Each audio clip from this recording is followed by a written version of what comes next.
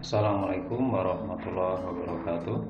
Selamat datang di channel Andi Guru Geografi. Pendekatan topik. Apakah yang dimaksud dengan pendekatan topik itu? Pendekatan topik merupakan salah satu dari pendekatan keruangan dalam mengkaji fenomena geosfer di permukaan bumi. Topik menurut KBBI adalah hal-hal menarik yang menjadi pusat perhatian atau bahan pembicaraan. Jadi pendekatan topik dalam kajian ilmu geografi adalah pendekatan yang mengkaji fenomena geosfer di permukaan bumi yang menjadi pusat perhatian.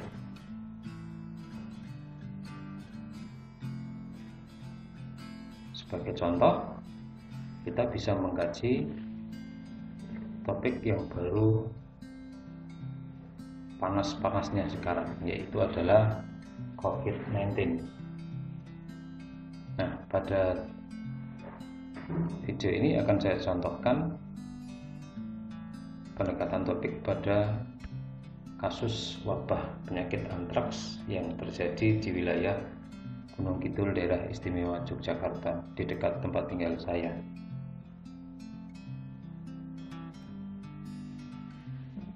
Bagaimana pada berita di internet ada kasus antraks di Gunung Kidul,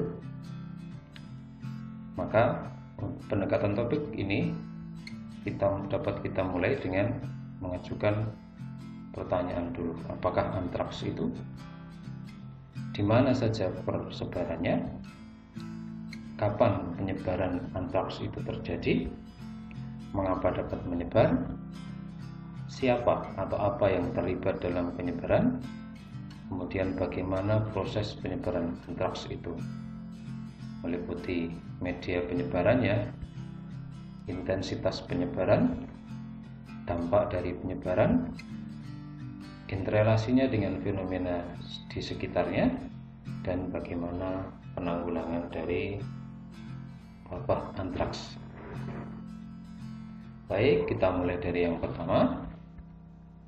Apakah antraks itu?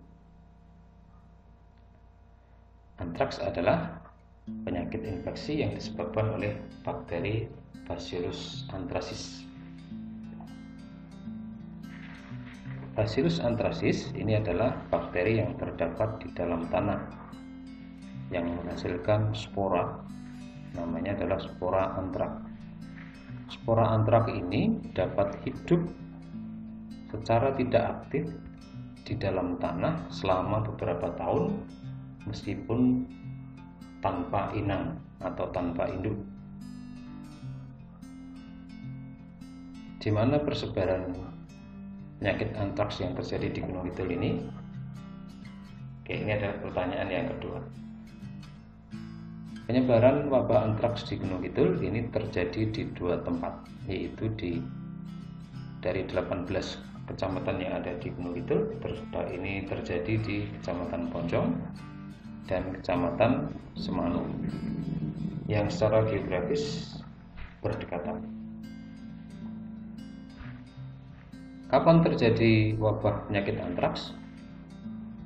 Wabah penyakit antraks terjadi pada akhir Desember tahun 2019 dan awal Januari tahun 2020. Kasus antraks di Gunung Kidul ini pernah terjadi secara berulang di Kabupaten Gunung Kidul pada tahun 2016-17, Juni 2019, pada Desember 2019 dan Januari 2020, dengan korbannya adalah manusia dan hewan, terutama hewan ternak. Nah, pertanyaan berikutnya adalah mengapa persebaran antraks ini dapat terjadi di Gunung Kidul bahkan secara berulang? Ada beberapa hal yang mendukung. Yang pertama adalah spora antraks ini bakteri yang berumur panjang, dan kondisi di lingkungan Gunung Kidul ini mendukung daya tahan spora itu untuk hidup. Berikutnya adalah rendahnya pengetahuan dari peternak untuk mengetahui dan melaporkan kasus antraks. Yang ketiga adalah cakupan vaksinasi rendah. Tidak semua sapi atau hewan ternak yang ada di Gunung Kidul itu mendapat vaksin antraks. Kemudian lalu lintas hewan kurang dipantau ketat. Hewan yang keluar masuk di pasar sapi itu tidak mendapat pantauan yang bagus. Kemudian masyarakat memotong ternak yang terjangkit antraks untuk dikonsumsi. Nah, inilah menjadi beberapa faktor yang menjadi penyebab persebaran antraks di Kabupaten Gunung Kidul. Lalu siapa atau apa saja yang terlibat dalam penyebaran antraks? Yang pertama tentu saja bakteri antraks itu sendiri yang menjadi subjek dari persebaran wabah penyakit antraks. Berikutnya adalah objek dari persebaran, yaitu adalah hewan ternak yang menjadi korban antraks pertama kali, di mana pada awalnya ditemukan ada 6 kambing dan 3 sapi ternak di di Kecamatan Ponjong dan Semanu yang mati secara mendadak. Dan itu berdampak pada manusia atau penduduk di kedua kecamatan itu, yang pada awalnya ada 87 orang terjangkit secara klinis. Kemudian setelah diperiksa secara intensif ada 27 orang positif menderita antraks. Nah, bagaimana proses penyebaran antraks? Antraks menyebar menggunakan media hewan ternak, dari hewan ternak yang kemudian menular ke manusia. Awalnya adalah bakteri antraks yang ada di dalam tanah itu masuk ke tubuh sapi lewat rumput yang dimakan. Kemudian sapi menjadi inang dari bakteri antraks tersebut. Kemudian penduduk mulai tertular. Penularan bisa dengan 3 cara, yaitu antraks kulit, di mana antraks ini menginfeksi melalui kulit yang terluka, misalnya luka sayatan atau yang lain. Kemudian antraks gastrointestinal, ini melalui daging sapi yang dimasak dan dimakan. Biasanya daging sapi yang tidak matang itu akan menjadi wahana penularan yang cepat. Kemudian antraks inhalasi, ini merupakan antraks pernafasan yang menyerang paru-paru karena penderita menghirup spora antraks. Biasanya ini akan menyerang pada peternak-peternak yang secara tidak langsung berhubungan dengan hewan ternak yang terkena antraks tersebut. Kemudian intensitas penyebarannya, antraks ini, wabah ini menyebar pada 2 kecamatan yang secara geografis berdekatan, yaitu di Kecamatan Ponjong dan Semanu. Dan diketahui di pasar Semanu itu, di pasar hewan yang terdapat di Semanu itu memiliki lokasi yang secara geografis berdekatan dengan Kecamatan Ponjong. Kemudian dampak dari sebaran antraks, yang pertama pada hewan ternak yang mati mendadak, kemudian pada manusia yang terjangkit itu akan mengalami luka-luka pembusukan di beberapa bagian tubuhnya.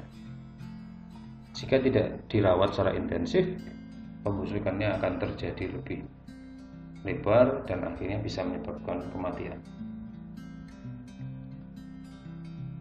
Interrelasinya dengan fenomena sekitar, sebaran antraks ini sempat membuat warga Gunung Kidul ketakutan jika berkaitan dengan sapi atau kambing, sehingga beberapa waktu lalu pada awal tahun 2020 terjadi fenomena pada pedagang, yaitu terutama pedagang daging sapi yang mengalami penurunan pendapatan karena tidak banyak orang yang membeli daging sapi. Begitu juga dengan penjual makanan yang menggunakan daging sapi sebagai bahannya, misalnya adalah warung bakso atau soto sapi. Itu banyak yang sepi pengunjung, sehingga ini berdampak pada penurunan pendapatan penduduk.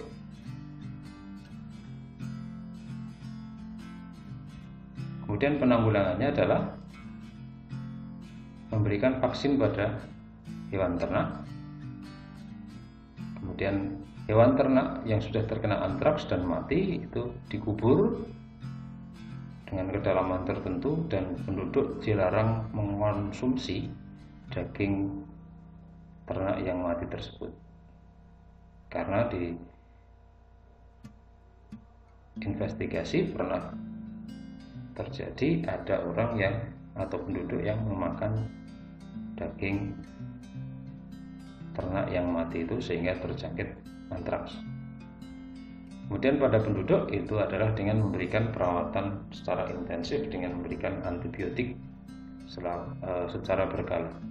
Pada satu sumber ada mengatakan antibiotik selama 20 hari, di sumber lain ada yang sampai 60 hari. Kemudian yang kedua tentu saja dengan memberikan penyuluhan kepada masyarakat tentang bahaya antraks. Bagaimana cara mencegahnya? Misalnya dengan membatasi lalu lintas ternak, menghindari kontak langsung dengan hewan atau manusia yang terjangkit antraks, menyemprotkan desinfektan di lokasi hewan mati atau di kandang, kemudian memvaksinasi hewan. Ya, itu tadi adalah contoh pendekatan topik yang digunakan untuk mengkaji wabah penyakit antraks. Kesimpulannya adalah bahwa pendekatan topik itu digunakan untuk mengkaji fenomena geosfer yang menjadi pusat perhatian. Oke, kalian bisa mencoba menggunakan pendekatan topik ini untuk mengkaji berita-berita yang sekarang menjadi pusat perhatian. Misalnya adalah tentang COVID-19, atau bisa jadi misalnya tentang mudik atau pulang kampung, atau berita meninggalnya musisi Campursari Didi Kempot misalnya. Bisa kalian kaji menggunakan pendekatan topik. Baik, itu yang bisa saya sampaikan. Atas perhatiannya saya ucapkan terima kasih. Wassalamualaikum warahmatullahi wabarakatuh.